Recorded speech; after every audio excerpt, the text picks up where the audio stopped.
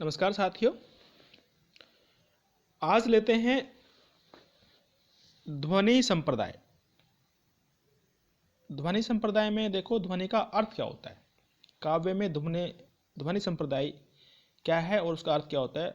वैसे ध्वनि संप्रदाय के जो प्रवर्तक आचार्य हैं वो आनंदवर्धन माने जाते हैं।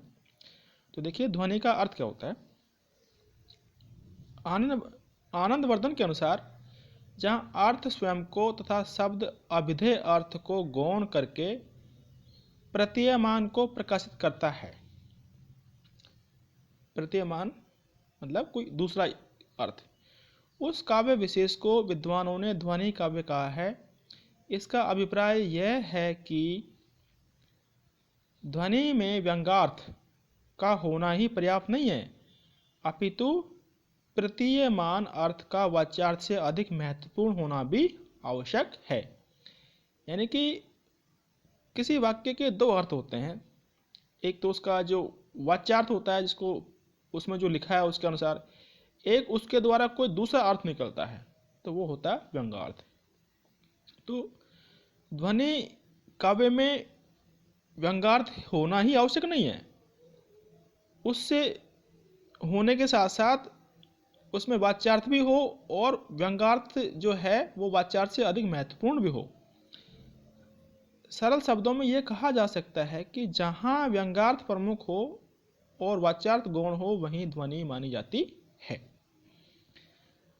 आनंदवर्धन ने काव्य के 3 भेद किए हैं ध्वनि के आधार पर। पहला है ध्वनि काव्य, दूसरा है गुणीभूत व्यंग्य काव्य और तीसरा है चित्र काव्य।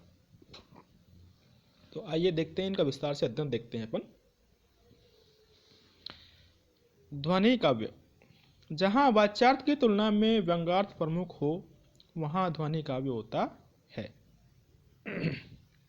उदाहरण देखिए। माली आवत देख के कलियन करी पुकार, फूली फूली चुन लई काल हमारी बार।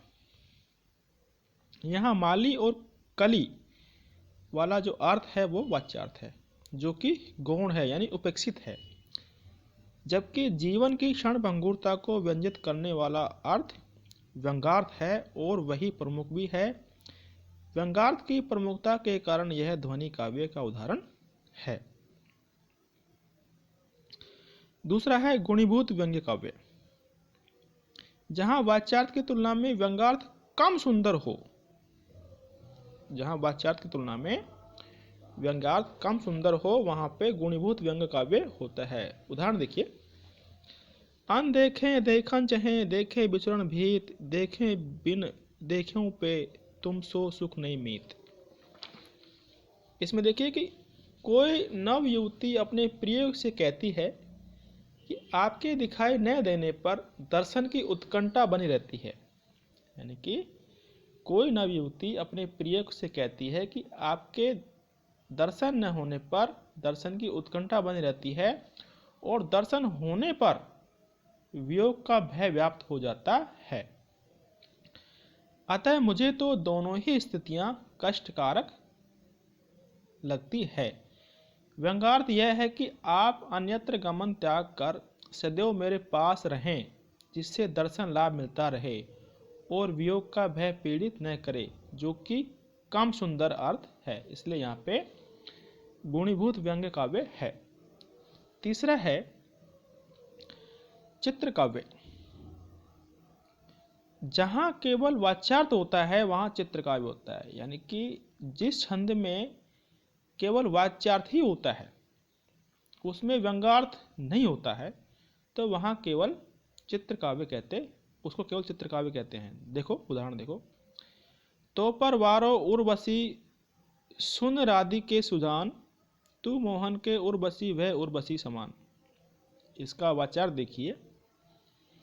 हे राधा, तेरे ऊपर तो उर्वशी नामक अप्सरा भी न्योछावर की जा सकती है, अर्थात तू उर्वशी से भी अधिक सुंदर है। इसलिए कृष्ण के हृदय में उर्वशी नामक आभूषण की तरह सुशोभित हो रही है। इसमें कवि का देखो सारा ध्यान यमक अलंकार पर केंद्रित है। यमक अलंकार कहाँ होता है? जहाँ पे कोई शब्द बार बार आए लेकिन उसका अर्थ भिन्न भिन्न हो। यहाँ पर कवि का सारा ध्यान यमक अलंकार पर केंद्रित है।